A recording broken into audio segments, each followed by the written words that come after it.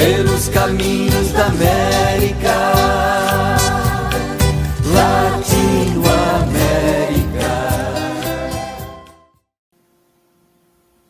Bom dia, boa tarde, boa noite, todos e todas. Nós estamos começando mais um nosso programa, né, sobre a América Latina, né, com quem estamos juntos. Então, eu sou Reinaldo e eu gostaria de chamar minha querida companheira Moema para poder estar conosco também. Bom dia, boa tarde, boa noite. Eu estou particularmente contente de poder ter esse programa, porque no mês anterior nós tivemos uma belíssima conversa, um diálogo sobre a integração latino-americana, e hoje nós continuamos essa conversa nesse espírito nosso, né, de integração, e com assuntos e questões que nos ligam tanto no passado, na nossa história, e particularmente agora, né?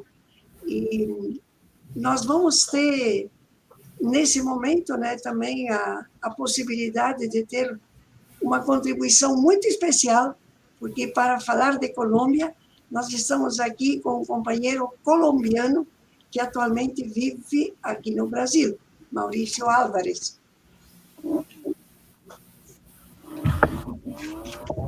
Reinaldo? Saudações a todas as pessoas que nos acompanham neste momento. É um prazer poder estar aqui com todos vocês, com todas vocês, em este programa e em esta contribuição para o diálogo e o debate da construção da América Latina e do Brasil. Seja muito bem-vindo aí. Você quer um pouco falar de você mesmo, Maurício, para que a gente saiba quem é você, o que você está fazendo aqui e qual é o seu espaço, né? Claro, desculpe. Bom, como já dizia, meu nome é Maurício Álvares, Maurício Avilés Álvares em espanhol. Eu sou defensor de direitos humanos, educador popular. É como mais gosto de apresentar-me. Mas sou professor de Sociologia e Ciência Política. Na Colômbia estudei Direito, no Brasil, quando cheguei, estudei Teologia. Fiz mestrado em Teologia Sistemática. Tenho mestrado também em Ciência Política e doutorado em Sociologia Política. E, precisamente, a tese de doutorado foi sobre o processo de paz das Farc, da transição de guerrilha a partido, e dentro de isto, a pesquisa sobre todo o que é o regime colombiano. Então, novamente, falo para vocês, é um prazer poder estar aqui e caminhar juntos. Que bom. Maravilha. Maurício, já aproveitando para entrar no tema da nossa querida Colômbia, irmã, vizinha, país amigo, né? Como é que você, dentro do seu estudo, dentro da sua experiência, a partir da realidade da Colômbia, você pudesse traçar algumas grandes características, né, umas características marcantes, não só da história da Colômbia, mas também um pouco sobre essa questão, né, da própria guerrilha, né, e também aquilo que você acha mais interessante para a gente poder trazer aqui já de início no programa sobre a Colômbia, que às vezes o país é vizinho, amigo, e o nosso povo não conhece a história, não conhece as riquezas, né, que estão tão perto da gente.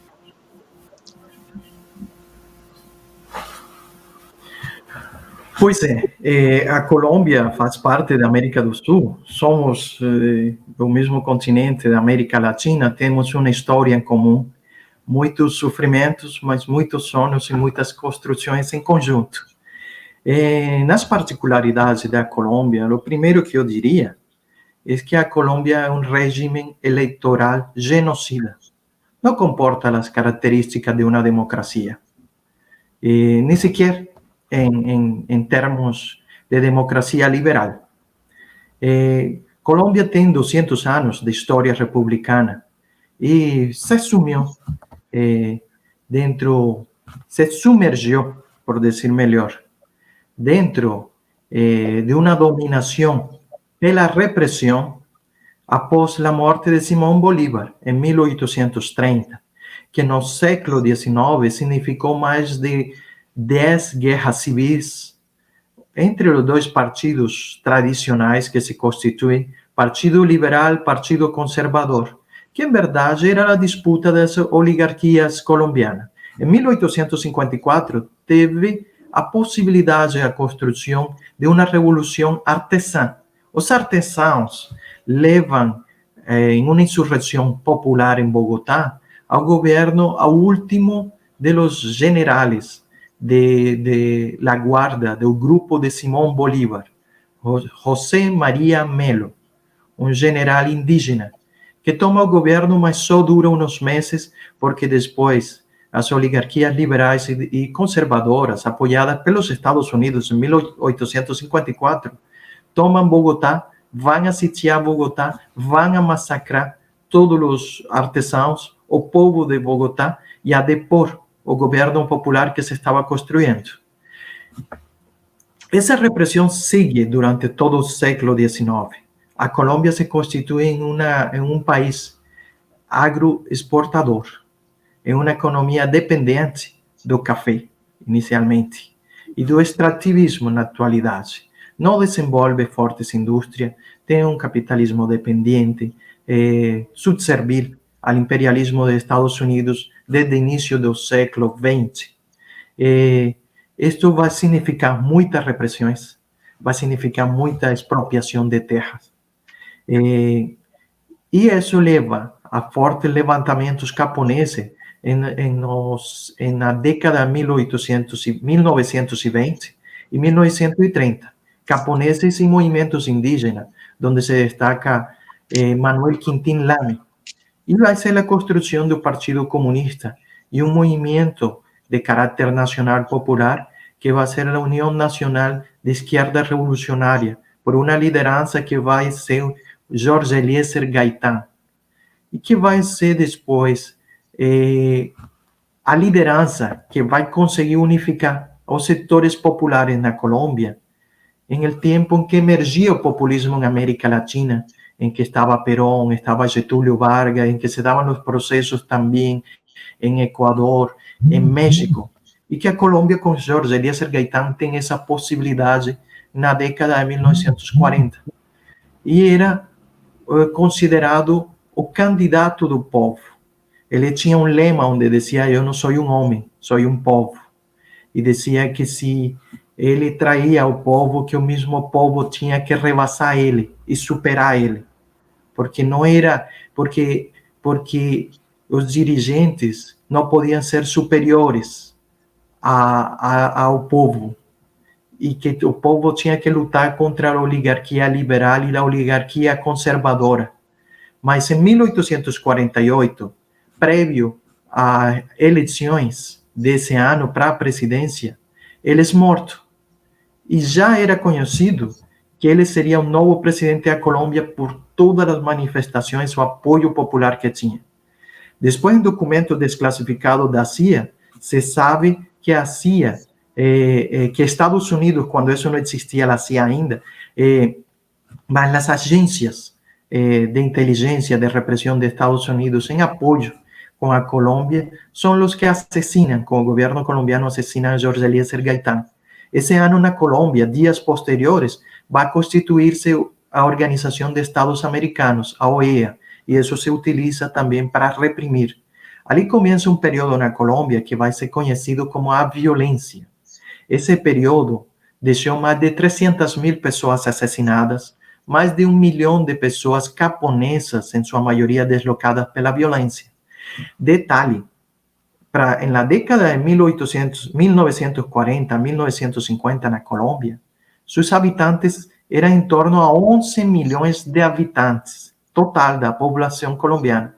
e 1 milhão delas foi deslocada pela violência, e mais de 300.000 foram assassinadas diretamente dentro dessa repressão. Então, estamos falando que pelo menos o 10% da população colombiana sofreu uma violência direta. Mas isso significou, novamente, um processo de apropriação ilegal da terra. Isso significou um reacomodo das forças oligárquicas em el poder, que vão a tentar redemocratizar o país, mas com uma engenharia institucional que vai excluir os terceiros setores, que vai excluir a esquerda. E desses 300.000 mortos, em sua maioria, foram do movimento União Nacional de Esquerda Revolucionária e do Partido Comunista. Se extermina o movimento de Jorge Eliezer Gaitán. E ali, desde os púlpitos, muitos sacerdotes, muitas igrejas protestantes diziam que não era pecado assassinar comunistas. Então, começa a upar-se, começa a levar-se institucionalmente o anticomunismo e a perseguição a todos os movimentos agrários na Colômbia. Esses movimentos agrários, que têm que defender-se para não ser mortos, têm que pegar armas para defender-se. Inicialmente como ligas agrárias, depois como autodefensa, e quando vem a grande repressão, nos anos 60, apoiado pelos Estados Unidos, que vai tomar a Colômbia como laboratório para fazer novas propostas militares, testes militares de guerra contra insurgente, para que não aconteça em América Latina o que aconteceu em Cuba. Então, vai criar o Plan Lazo, Latin America Security. Com esse plano, vão a reprimir uma vila que é ícone na construção da insurreição, da resistência na Colômbia, que é Marquetalia. Dessa vila, vão a resistir 47 pessoas, 6 mulheres, 41 homens. E esses que vão a resistir se vão a constituir nas Forças Armadas Revolucionárias da Colômbia, FARC. São as ligas agrárias que se tem que autodefender, que tem que pegar armas, que pela repressão da oligarquia colombiana, das políticas contra-insurgentes dos Estados Unidos, por toda essa lógica anticomunista, lo vai levar a qualificar-se politicamente pela mesma experiência vivida em meio dessa violência. Não vai ser a única guerrilha que surge na Colômbia. Na Colômbia existiram mais de 10 guerrilhas. E ainda tem guerrilhas na Colômbia que estão em armas. Precisamente por toda essa lógica de repressão de um regime eleitoral genocida. Isso nos vai acompanhar até a atualidade e vai significar uma forma de dominação pela repressão, pela exclusão de quem pensa diferente, onde vai ganhar força da doutrina de segurança nacional. Então, muitos teóricos vão dizer que a Colômbia não teve contemporaneamente ditadura, e que é um exemplo da democracia em América Latina. Mas, em verdade, a doutrina de segurança nacional aparece como parte da política contra-insurgente na autonomia que tem as Forças Armadas colombianas, que hoje é uma sociedade militarizada. E dentro disso, não precisa ter ditadura porque é aplicada num regime supostamente democrático a repressão e o terrorismo de Estado, que se mantém permanentemente. Cada vez que surge um movimento popular forte, como o de Jorge Eliezer Gaitán, ou que tenha essas possibilidades, são exterminados. Nos anos 60 foi a Frente Unida, dirigida por um sacerdote, Camilo Torres Restrepo. Depois, nos anos 80, vai ser a União Patriótica, e seus 3 principais candidatos à presidência vão ser assassinados. E hoje a União Patriótica é um partido que foi exterminado por parte do Estado e reconhecido na Comissão Interamericana de Direitos Humanos como um genocídio político. Mais de 5.000 militantes assassinados. Mas, além de isto, as outras guerrilhas que entregam armas em processo de paz nos anos 90, como o Movimento 19 de Abril, suas principais lideranças vão ser assassinadas. E dentro desses que entregam armas, que faziam parte do M19, está Gustavo Petro. Então, faz parte da resistência que hoje é o principal candidato dos setores alternativos da Colômbia, faz parte da resistência, de toda essa construção, de toda essa trajetória. Um país que em 200 anos republicano nunca desenvolveu a democracia, que tem um regime eleitoral genocida. Eu gosto de frisar isso. Que mantém o terrorismo de Estado, que tem uma sociedade militarizada, que não desenvolveu as características de uma burguesia. A Colômbia tem uma oligarquia retrógrada e conservadora, que tem uma economia dependente dos Estados Unidos, subservile ao imperialismo e em esse papel para a América Latina, servindo como ponta de lança. A gente tem muita coisa em comum, né? Dentro dessa questão da dependência dos Estados Unidos, das barbaridades que aconteceram, né? Sobretudo no tempo da ditadura, com variáveis, né? Mas o Plano Condor que pegou a América toda, né? E o Brasil realmente sendo o serviço número 1 dos Estados Unidos para toda a América Latina, né? E a gente, primeiro, tem que ter uma grande admiração pelo povo colombiano, que continua resistindo e continua querendo algo diferente, né? E parece, né, que realmente Pietro algo marca essa diferença, né? E todo mundo estava muito esperançado até de se ganhar na primeira eleição, e agora vai para uma segunda, e com uma grande surpresa, né, que aparece aí Hernández como o segundo, que pode ser um outro Trump, né? Como a gente está lidando com contradições muito grandes. E a gente vê aqui no Brasil que tem bastantes similaridades no processo eleitoral que está se dando na Colômbia com o que pode acontecer no processo eleitoral que nós vamos passar agora em outubro, né? Então, eu gostaria que você comentasse um pouco, assim, como você vê, né, essa espécie de paralelo, não sei como dizer, entre o que está acontecendo no Brasil e o que está acontecendo na Colômbia e o que pode acontecer no Brasil. O que vocês refletem sobre isso? Bom, eu diria, nós temos estados com instituições muito frágeis. Eu diria, a democracia está em disputa. E a democracia está em disputa na medida em que avance a construção do povo, em que avancem propostas alternativas que permitam consolidar políticas que possam ter uma expressão mais social, de ampliação econômica, porque democracia não se pode entender de uma forma minimalista, só como voto, na teoria de Schumpeter.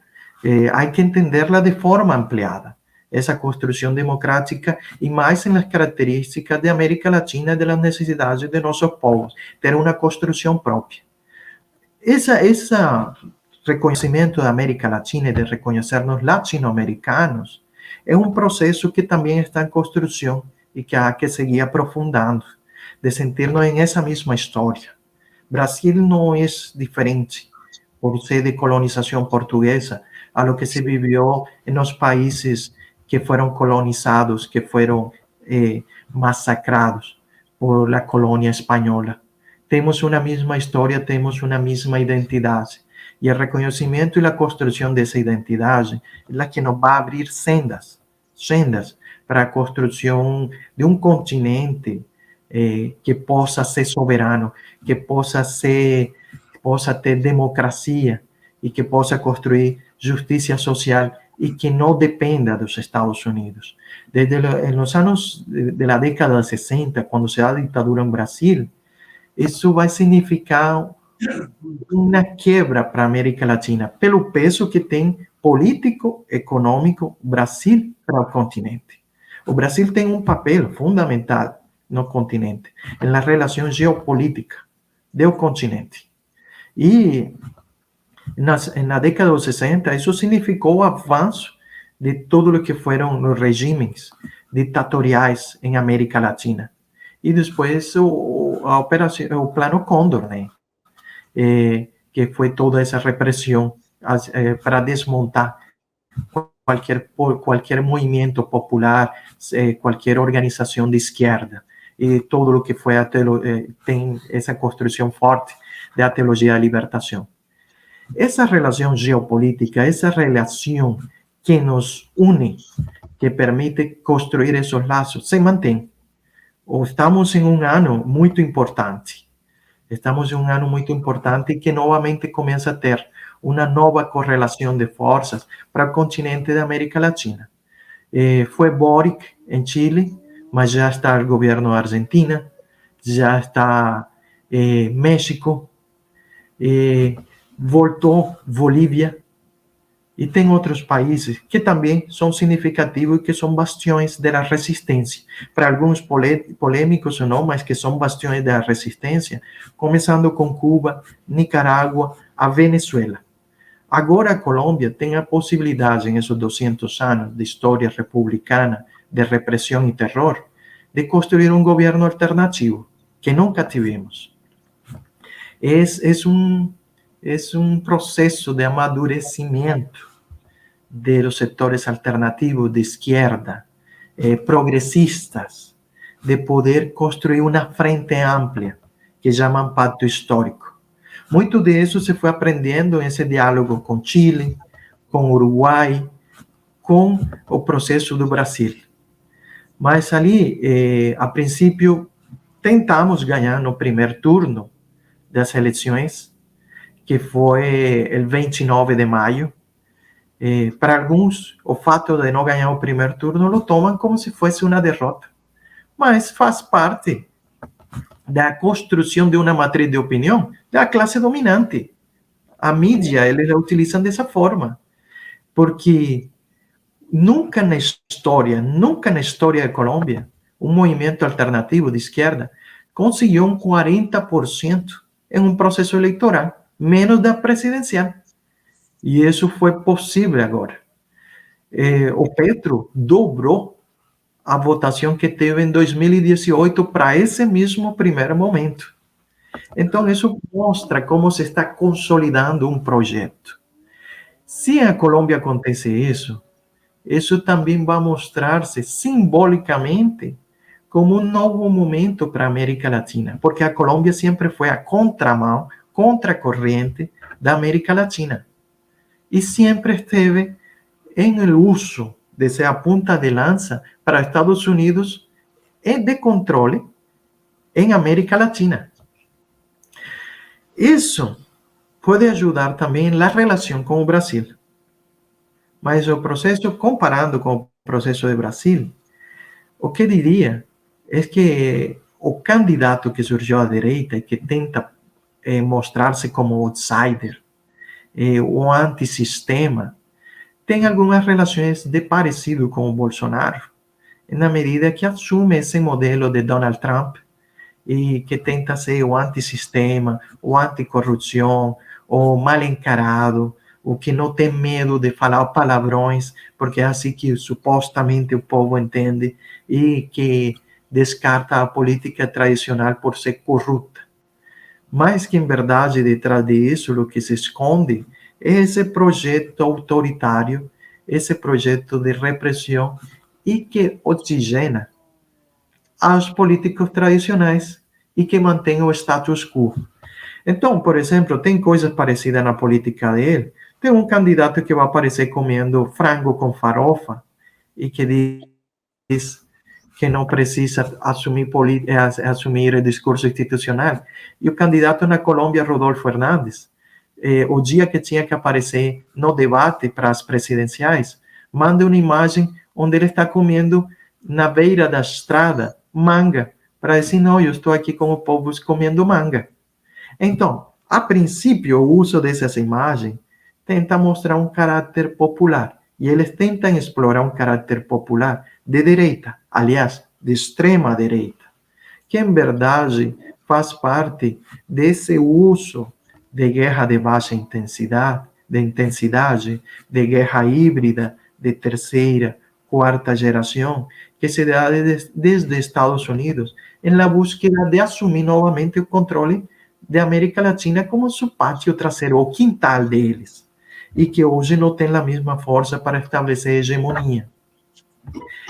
Eso, en ese discurso de extrema derecha, tem vários elementos que juntam o uso conservador del neopentecostalismo e o fortalecimento de linhas conservadoras pentecostais, o uso de um populismo de extrema direita com xingamentos para dizer que é o linguagem que o povo entende, com o uso da mídia que vai manipular e que vai gerar medo do vermelho, medo da construção popular, como se isso fosse ruim, quase que diabólico para o povo, e que vai mostrar, então, possibilidade de construção de um Salvador que vai não levar ao equânime, que não vai levar a um equilíbrio, mas que vai assumir uma política extrema, na necessidade de fazer cirurgias para poder fazer que uma sociedade supostamente que tem uma doença, que tem um câncer, uma enfermidade, possa ser amputada e recuperar-se. Então, primeiro geram a imagem do inimigo. E gerando essa imagem do inimigo, assim como se fazia nos anos 70, 80, com a doutrina de segurança nacional do inimigo interno, gera medo, gera um discurso de medo, gera um discurso de terror. Justificando esse discurso de medo, de terror, aparece uma figura folclórica, uma figura que parece com elementos toscos, que não gosta de livros, que não discute política, que não vai no debate, mas que sabe xingar, que come frango farofado, ou que come manga, e que fala de acabar com a corrupção, embora faça parte dessa corrupção, que o mostram como alternativa outsider, quando em verdade não é.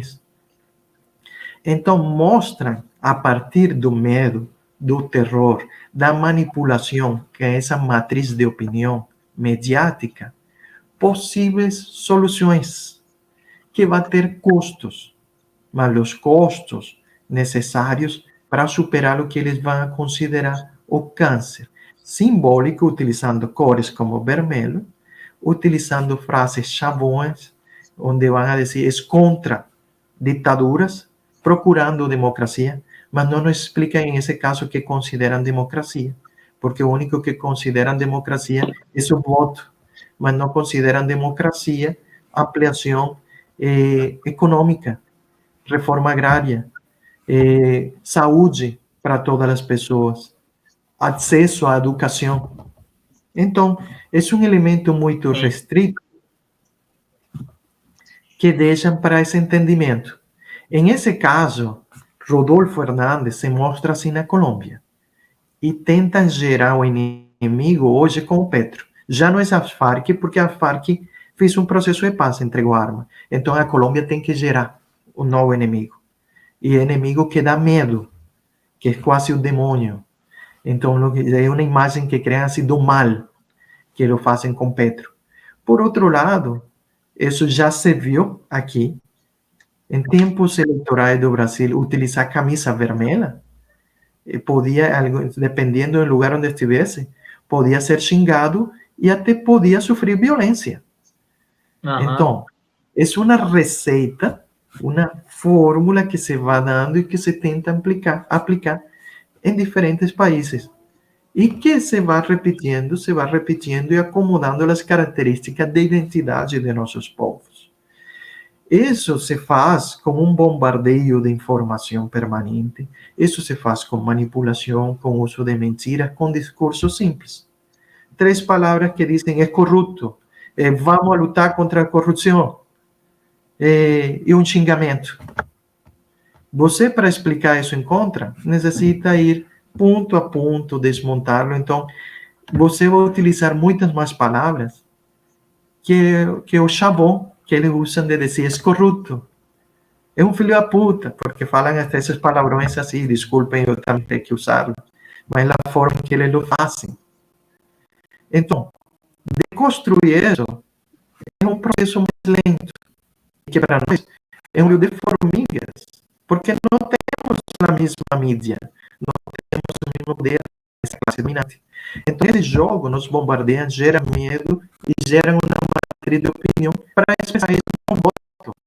E manipulação da intenção de voto. Hoje, por exemplo, que eu falava, o Petro ganhou o primeiro turno eleitoral com 40%. Uma votação expressiva que nunca a conseguiu a esquerda colombiana. E que hoje nos tem a um passo de seu governo. Mas, para a mídia de direita colombiana, o que tenta dizer é que Petro é perdedor, porque não ganhou no primeiro turno. E aí vem o outsider, supostamente de nada, aparecendo esse candidato que pode ser o salvador contra o mal. Da mesma forma, o fizeram aqui e lo vão tentar fazer novamente. Então, para isso vai vir algum escândalo, para isso vai vir toda uma publicidade negativa e gerar medo, gerar terror, para mostrar soluções com aquele que pode ser o salvador do processo cirúrgico. Então, quando se fala que o gás sube o preço que sube, ou que a energia subiu o preço que subiu, então o que vai dizer, e que queriam vocês? Queriam que seguíssemos com essa ditadura? Queriam que seguíssemos com isso que desfalcaram o país? É um discurso simples que não explica as características macroeconômicas, que não explica o que significaram as políticas sociais, e que simplesmente faz justificar qualquer medida neoliberal e qualquer retrocesso da extrema-direita conservadora sobre nossos países. Porque é uma avançada que vem de Estados Unidos, dirigida a Estados Unidos, conservadora, ou como alguns chamam, neoconservadora, que está em disputa com os setores progressistas, alternativos da América Latina. Temos um continente em disputa. Eu acho que podemos avançar, que podemos gerar um novo equilíbrio e avançar na construção de soberania e independência de nosso continente latino-americano. Esse é o passo que vamos a dar com Petro, esse é o passo que se vai dar no Brasil com Lula também. El trabajo colectivo nos sostiene. Gracias por levantarse cada mañana con honestidad y berraquera a echar pa'lante este país, sin quitarle nada a nadie. Ustedes son la memoria viva en los campos y ciudades. Nos heredan nuestra identidad como pueblo trabajador. Muchos de ustedes han perdido las huellas de sus manos trabajando para construir esta nación. Llegó el momento de que el país les retribuya con dignidad. Gracias, porque de ustedes hemos aprendido a transformarnos, a organizarnos y a encontrarle la comba al palo.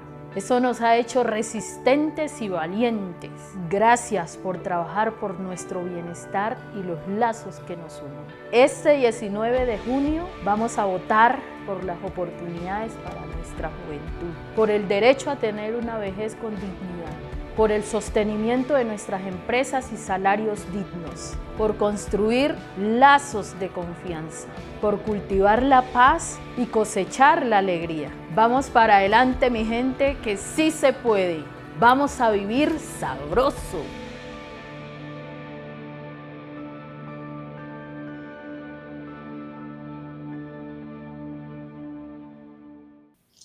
Muito obrigada. Que maravilha, Maurício. Sim.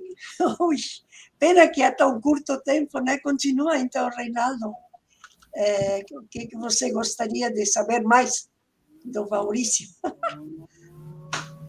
Maurício, querido, você chegou a falar um pouco, né? E aí eu já queria levar para esse lugar também, para a gente falar um pouquinho de cada coisa. Chegou a falar um pouquinho da teologia da libertação. E eu queria saber como é que foi esse encontro seu com a teologia da libertação e o que Dom Helder Câmara representa nesse encontro, né, com a teologia da libertação. Como que é isso para você? Fala um pouquinho para a gente. Olha, Reinaldo, eu fico muito feliz. Eu estou aqui só sendo um sorriso alegre de participar com vocês e precisamente por esse diálogo. Por isso, quando eu me apresentava, eu dizia, eu sou defensor de direitos humanos e sou um educador popular. Porque os títulos, a necessidade de ter título e passar pela academia, muitas vezes em esta sociedade em que estamos, que tem muitos elementos do positivismo, do cartesianismo, muitas vezes só é válido na medida em que você mostra um título, sem importar a experiência, o diálogo de saberes, lamentavelmente. E que faz parte também dessa disputa.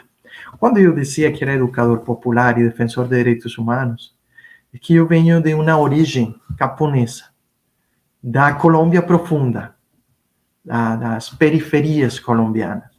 Minha mãe foi uma líder popular, ela ainda está viva, mas em tempo que vivíamos no campo, dali tivemos que sair.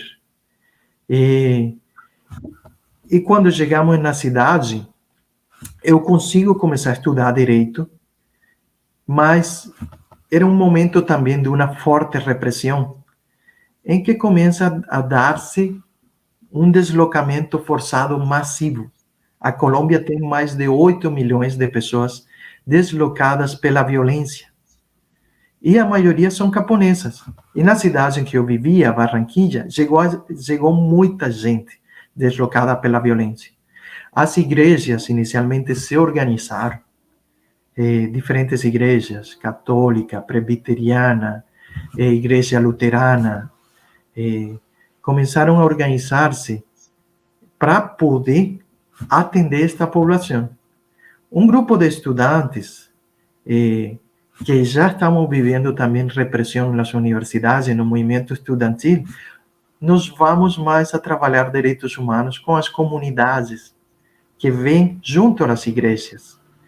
E precisamente são umas religiosas franciscanas que me vão a dizer, eu acho que você vai gostar muito de estar ali nesse espaço. E começamos de voluntários. A princípio, nós acompanhamos as famílias camponesas colombianas que chegavam ali. Eu te estou falando, se reunia um auditório onde tinha mais de 2.000 pessoas, em sua maioria camponesa, deliberando como organizar-se e o que fazer para enfrentar essa repressão. E nós servíamos de secretaria. Escrevíamos, porque a maioria dos camponeses colombianos não puderam ter acesso à educação assim, talvez uma alfabetização básica. Então, fazíamos secretaria. Mas depois começamos a fazer alguns documentos simples de denúncia, que acompanhavam a secretaria, porque que olhávamos que o que eles falavam tinha uns níveis de complexidade. Muitas vezes a denúncia dizia quem eram os que tinham feito o deslocamento, quem tinham pegado as terras deles, quem tinham feito as chacinas, porque eram, geralmente esse deslocamento ia acompanhado da queima dos povos, das vivendas, de chacinas, de estupros, de morte das lideranças. Então, essa realidade foi nosso processo de conversão. E isso se fazia desde uma fé que transmitiam a nós, e uma esperança que transmitiam a nós, a própria comunidade camponesa. Então, é um processo de conversão que se dá dessa experiência que eles nos ensinam como trabalhar com eles, que documentos fazer. Então, esse processo de minha vida foi acompanhado de algumas lideranças, homens, mulheres camponeses, que me ensinaram muita coisa. E as igrejas foram acompanhando esse processo, ali estivemos nós, e também, então, na vivência, o encontro com parecidos, da experiência de um povo de resistência, um povo que historicamente resiste na Palestina, e que ali está o Éxodo, do Antigo Testamento, ou mesmo o deslocamento forçado que tem que viver Jesus para não ser morto. Então, são vivências que têm a ver com nossa espiritualidade, com essa esperança, mas que também tem que ver com a forma em que sigue acontecendo toda essa construção e toda essa repressão em América Latina. y construcción, porque también ven la pregunta de dónde está Jesús, así como hacían en Europa cuando la Segunda Guerra Mundial, y que después se va a contextualizar en América Latina. ¿Dónde está Jesús cuando pasa ese sufrimiento? Y que en América Latina van a decir, Jesús está en la cruz. Ese rostro que está ali siendo deslocado es Jesús crucificado. Esa criança que está passando fome por ter perdido sua casa, por ter visto como assassinaram a seu pai quando estavam lá morando na área rural. Ali em ele está Jesus crucificado. Mas também em eles a esperança de uma construção diferente. Porque víamos os sorrisos, víamos como se organizavam, víamos como queriam lutar, como queriam reclamar seus direitos, como em vez de sentir medo por toda essa repressão, se encorajavam com muita fé. Então, é ali onde o processo de aprendizado, de ensino religioso, de leitura bíblica, de participar em celebrações litúrgicas, toma sentido, se faz fé encarnada. E além disso, então, conhecendo a história, que tem processos onde já nossos povos lutaram e tiveram essa esperança, em esse entendimento de um Cristo que se encarna no povo. E ali, então, o Camilo Torres na Colômbia, mas ali também a figura de Dom Helder Câmara, e que vai ser, para mim, esse primeiro momento da teologia da libertação. Depois vem um momento que se le vai dar um nome de teologia da libertação, porque aparecem os teóricos que vão dar esse nome. Mas os teóricos o que vão fazer é sistematizar uma prática de luta, uma prática popular de construção, que faz parte da identidade que vamos construindo em América Latina. Essa identidade de cultura popular, essa identidade de povos, de nossa esperança, do anseio de libertação, do anseio de uma vida boa, do anseio de poder construir comunitariamente, porque nossos povos são muito comunitários e acolhedores. E ali, então, a experiência de Dom Helder Câmara, que a finais dos anos 50, 60, fazia aquelas grandes assembleias com população das vilas, das favelas, dos setores camponeses, e muito próximo essas comunidades também com os grupos de alfabetização do Paulo Freire, para discutir qual era o papel de Cristo em relação à mudança de regime em Brasil. E o grande congresso que se vai ser nesse então de Cristo e a Revolução Brasileira, que vai ser frustrada, vai ser cortada pela ditadura. Mas ali também então o papel de Dom Helder na construção de denúncia à ditadura e de poder acompanhar todos esses processos dos presos políticos, de atrever-se a criar comitês e fazer manifestações públicas que pudessem romper todo aquele silêncio e terror que gerava a ditadura, para gerar vozes de esperança, mas também para poder denunciar o que acontecia. Então, como eu disse em um momento, diga. Tudo isso vocês acompanhavam lá na Colômbia? Dom Helder era conhecido lá? Eu diria que acontece que hoje todo isto tenta ser ocultado e esquecido, mas por uma mídia, por uma educação que está formatada para isso. Na Colômbia não se dá aula de história, e precisamente não se dá aula de história para isso. Mas, quando você vai a processos populares, às comunidades que acompanham as igrejas, você vai encontrar que existe um Dom Helder Câmara. E ali você se pergunta, como assim? Quem é ele? E você vai vendo toda essa experiência de organização. E então, foi assim que eu o conheci. Depois fui a ler sobre ele. Então, eu li sobre Dom Helder Câmara, Pedro Casaldáliga, do lado de Camilo Torres, las expresiones de América Central. Mas toda essa construção das assembleias que se fazia por parte do Elder Câmara, de todo o que significou as denúncias contra a ditadura no Brasil, que se faz presente muito em trabalho de direitos humanos, porque precisamente são as igrejas e esse sentido de esperança que acompanhou muito o trabalho de direitos humanos que ainda hoje acompanha na Colômbia. Então, Então, a gente saber isso são coisas que a gente acaba não acompanhando e não sabendo, né? Como o tempo vai correndo, né, Reinaldo? Eu só queria fazer uma pergunta sobre Camilo Torres. Tem um livro, não sei se é de quem é o autor, mas que está sendo traduzido para o português e que o nosso coordenador, né, que é o Marcelo Barros, o monge Marcelo Barros, é que vai fazer o prefácio, inclusive, desse livro. Eu fico muito contente porque, é como você fala, né, faz parte dessas histórias que às vezes são completamente deturpadas, né? Então, e ao mesmo tempo foi assim, naquele contexto que ele viveu, né, uma expressão muito grande da fé que ele tinha, né, da fé cristã que tinha Camilo Torres, que tinha sido sacerdote. Se você pudesse dizer uma palavrinha também sobre Camilo Torres. olha, Camilo Torres vai passar por um processo de conversão com os camponeses na Colômbia. Ele chega de estudar em Europa, em Lovaina, de ser sociólogo, sacerdote das élites colombianas, que ia ser um possível bispo na Colômbia. Mas ele vai encontrar nos estudantes da Universidade Nacional, onde ele vai ser sacerdote, ele é delegado a ser sacerdote na Universidade Nacional, e na vivência dos camponeses da Colômbia, o Cristo, a fé encarnada. Ali vai encontrar isso. E ele vai começar a ter uma elaboração, em seu papel de sociólogo, de como interpretar essa realidade.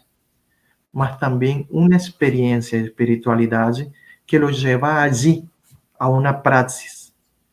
E que ele vai chamar amor eficaz.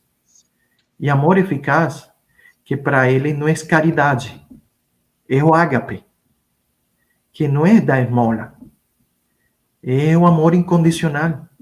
A única forma de amar a Deus é no próximo. Se não se ama a quem é meu irmão, a quem é minha irmã, como posso amar a Deus? E ali ele vai citar João, vai olhar esse amor que fala Paulo em Romanos, mas lo vai levar a uma prática concreta, que é o que ele vai chamar amor eficaz, ágape. Camilo Torres, com isso, vai falar de que a igreja é mais que a igreja institucional. Também existe a igreja invisível. E eram os debates que se estavam dando com o Concílio Vaticano II, o que estava em debate nesse então. As mudanças que começavam a dar-se com o Concílio Vaticano II. Mas as expressões que já se estavam dando de religiosidade, da fé encarnada em América Latina, e que entre eles tinha um diálogo. O Camilo Torres se conhecia com João Luís II, do Uruguai, com Gustavo Gutiérrez, sabia a experiência de Elder Câmara em Brasil. Entre eles havia um diálogo e era uma experiência que os ia alimentando. Então, em essa experiência, Camilo Torres, que começa a falar da igreja invisível, entende que há pessoas que não se consideram cristãs, que têm uma prática mais cristã que aqueles que usam o nome de cristãos e que estão mais próximos à construção da fé, que estão mais próximos aos elementos de construção de comunidade, de igreja, que os mesmos que se mantêm orando dentro do templo. Então, é dessa forma que o Camilo vai chegar ao ponto de dizer que olha nos comunistas umas características mais próximas de ser um verdadeiro cristão que muitos cristãos, que muitos que se chamam, usam apelativo de cristão. E ali com a igreja invisível, com essa construção ampla, então ele vai criar um movimento que vai ser a Frente Unida.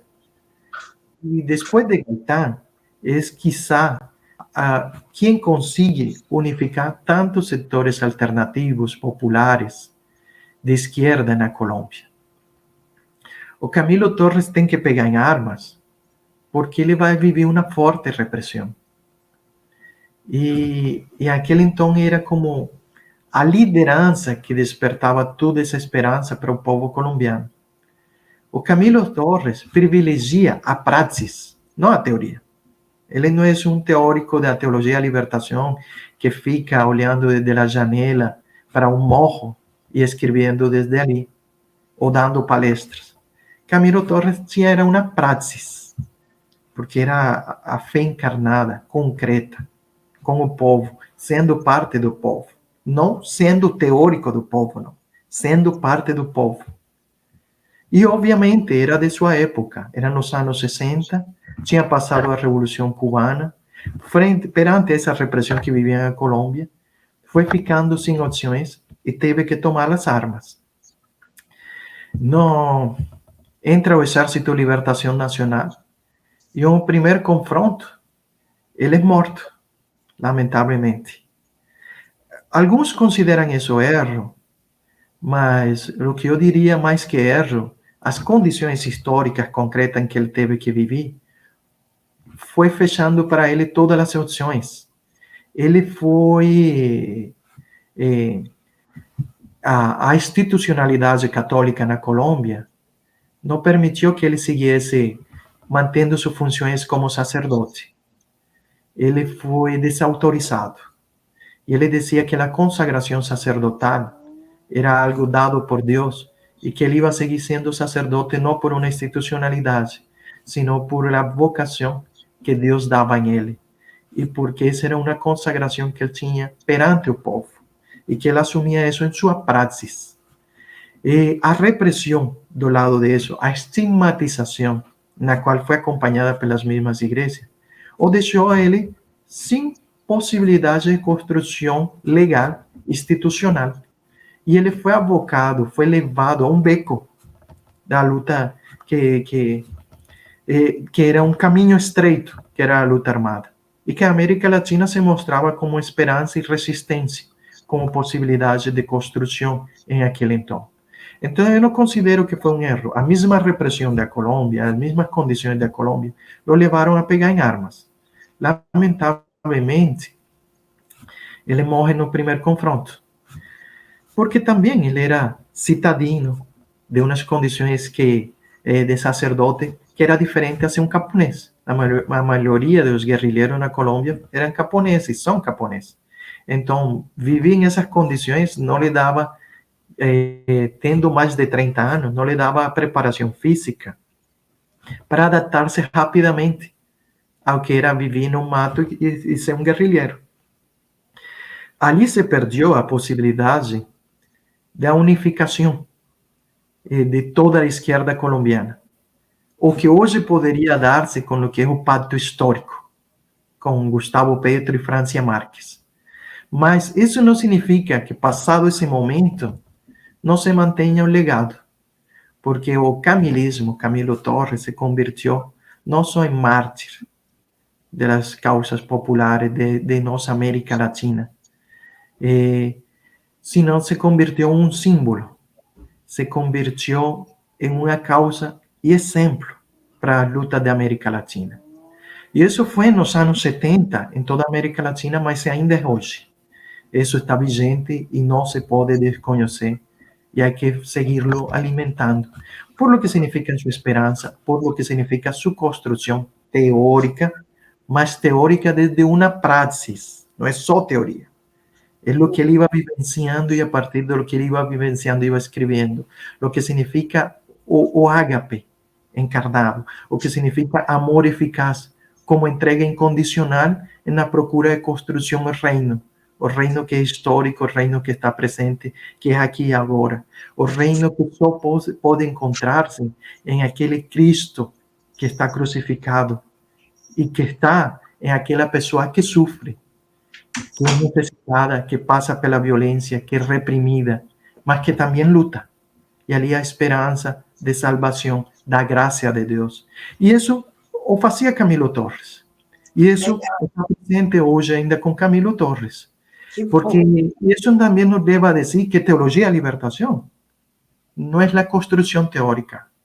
Há uma Sim. teologia da libertação anterior e que se mantém na praxis e na vivência de um povo, que tem que voltar a ser esse nível comunitário, amplo. E que sim, também tem uma expressão armada, sim, porque muitas vezes nosso povo da América Latina vive em tanta repressão, tanto terrorismo de Estado, que tem que resistir, mas que também passa pela construção comunitária popular, de fazer o sopão, de poder compartilhar o meio frango, ou compartilhar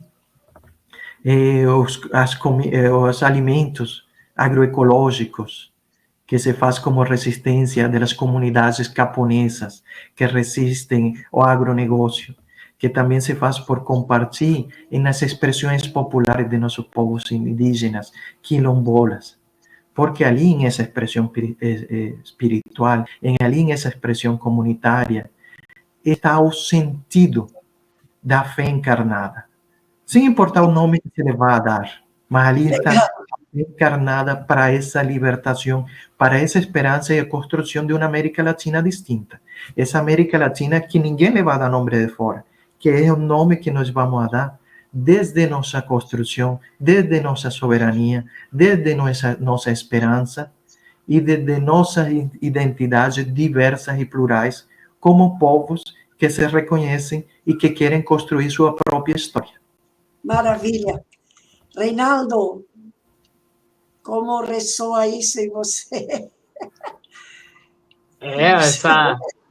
Essa fala do Maurício agora, eu acho que cala muito forte no nosso coração, porque o povo latino-americano é colocado sempre sob pressão e a gente tem que responder de alguma forma, né? Então, acredito que Camilo Torres é um exemplo para ser seguido por todos nós.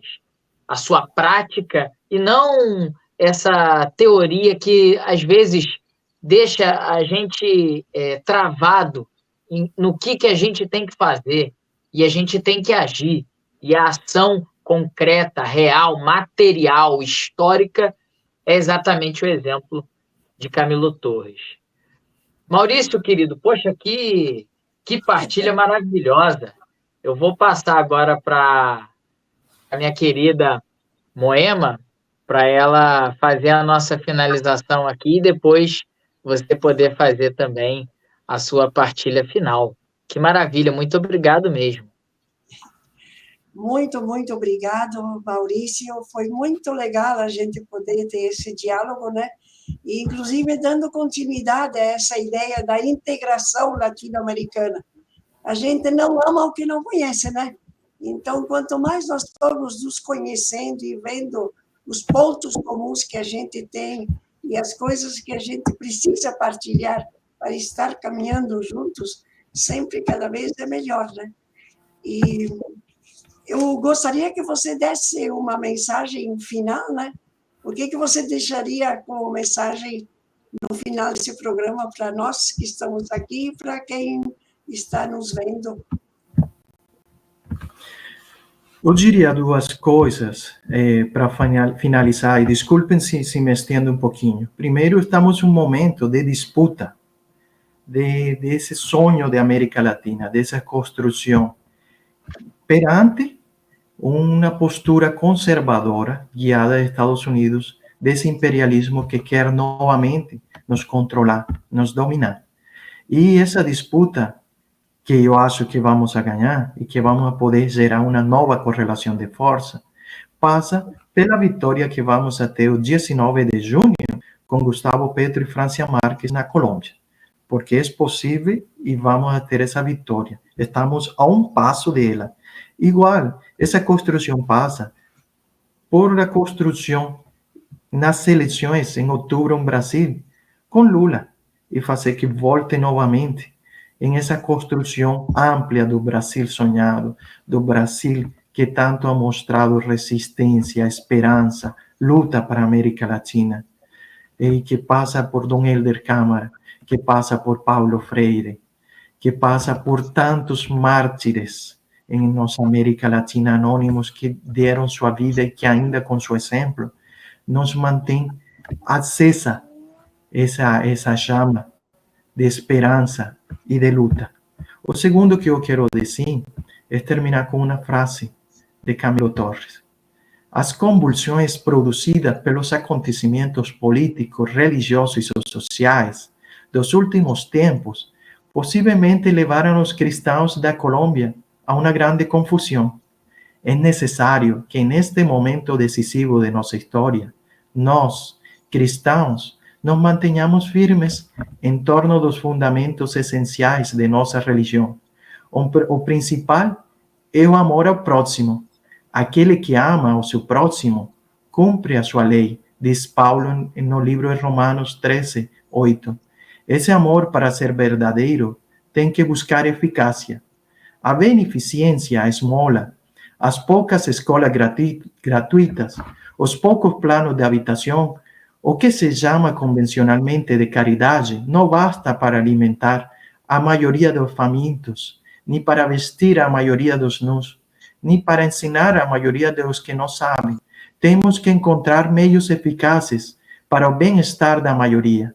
Esses meios não serão procurados pelas minorias privilegiadas que detêm o poder, porque geralmente esses meios eficazes forçam as minorias a sacrificar seus privilégios. Então é necessário tirar o poder das maiorias privilegiadas para dar-lo às maiorias pobres. Esse é o caminho para alcançar um governo que alimente os famintos, que vista os nus, que ensine a los que não sabem, que cumpra as obras de caridade, de amor ao próximo, não apenas de forma ocasional e transitória, não apenas para alguns, mas para a maioria de nossos semelhantes. Essa é a forma eficaz e ampla de realizar o amor por todos. É verdade que não há autoridade que não venha de Deus, diz São Paulo, mas Tomás de Aquino diz que a atribuição concreta da autoridade é feita pelo povo.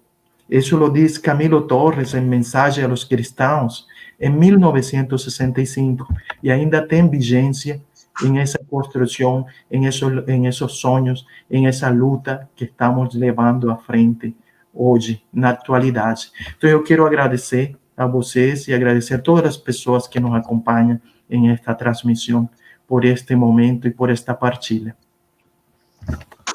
Muito obrigado, Maurício. E nós vamos concluir, né, com as palavras do monge Marcelo Barros, que certamente vai concordar conosco, né, Reinaldo e a Rejane, que é a nossa técnica, que não está aparecendo aqui, e tudo isso que você está falando é parte, né, do espírito que anima a comunidade Bremen que está promovendo esses programas. Muito obrigado e, por favor, Marcelo, queira dar-nos a sua palavra nesse momento. Queridos irmãos e irmãs, a América Latina, a Biayala original, no Brasil os índios chamavam Pindorama, vive hoje uma situação extremamente complexa. É como se o Império estivesse jogando tudo que ele pode para não permitir um caminho de libertação. E a Colômbia, que foi o tema deste encontro, nós ouvimos todas essas notícias, né? E é tão interessante porque no Brasil você tem pouca notícia da Colômbia. A Colômbia representa agora, se a Colômbia vai para a direita, a América Latina inteira vai ter consequências. E se por acaso, nesse segundo turno das eleições presidenciais, ganhar o candidato Gustavo Petro, muito provavelmente haverá uma mudança muito forte. Não é fácil essa vitória, porque toda a direita, todos os grupos, todos os partidos que estavam competindo vão se juntar agora todos contra um só. Então é muito difícil ele conseguir vencer. Mas tudo pode ser possível, porque o outro candidato elogia o Hitler publicamente.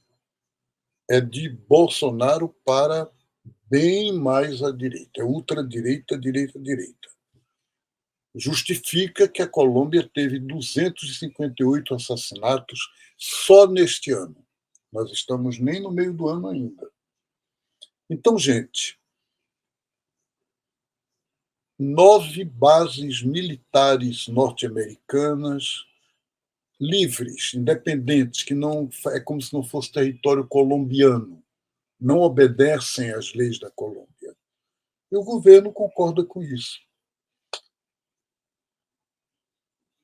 A América Latina toda olha a Colômbia como nossa irmã, um país irmão, e deseja que isso mude. Que nenhum país viva mais de droga. No ano 2020, segundo o recenseamento, né, e as investigações, se produziram 1.010 toneladas de cocaína pura, no país que é o segundo em desigualdade social na América Latina.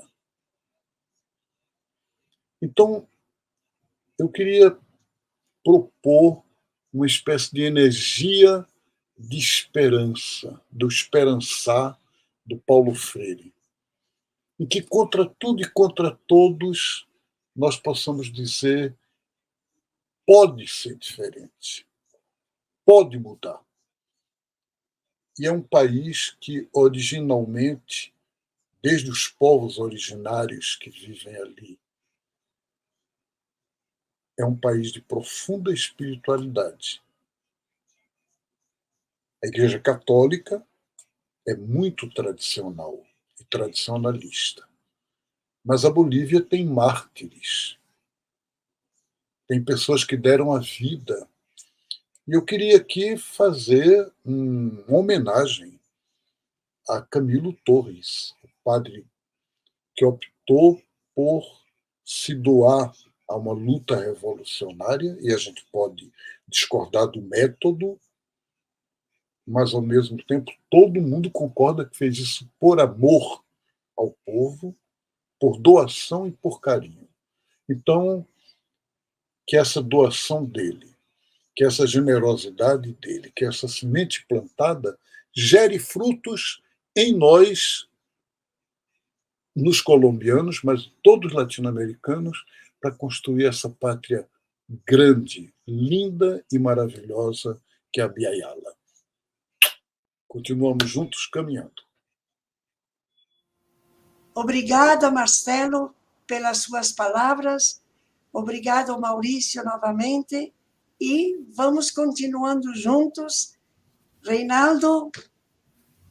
Grande abraço a todos. Muito bom, Maurício. Muito obrigado mesmo.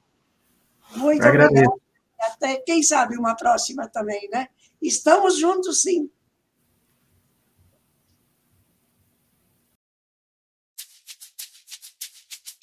Canta mi tambora, no la puedo callar.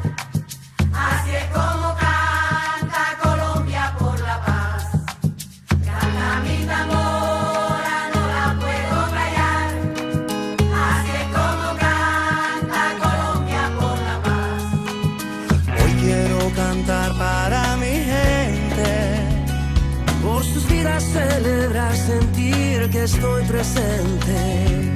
Nubes blancas alcanzar, libre se siente, como un nuevo despertar, mirarnos diferente y volvernos a encontrar y acordarnos del ayer, del momento en que dejamos de soñar. Ya no voy a desistir, ay, con tu amor seré capaz. Ya pasamos 100 años de soledad. Busquemos la felicidad. Demos el paso para volver a soñar. Es el momento para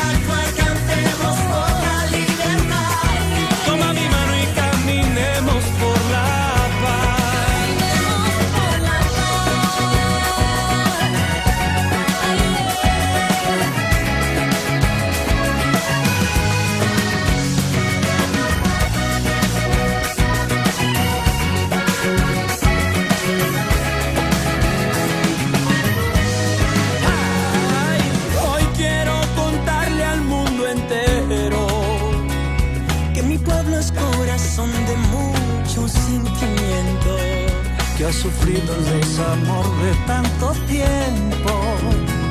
Y ahora se volvió canción que busca un nombre nuevo. Y volvernos a encontrar, recordarnos del ayer, el momento en que dejamos de soñar. Ya no voy a desistir, con tu amor seré capaz. Ya pasamos 100 años de soledad. Es el momento de crecer, busquemos la felicidad. Demos el paso para volver a soñar. Es el momento para actuar, cantemos por la libertad. Toma mi mano y caminemos por la paz. Caminemos por la paz.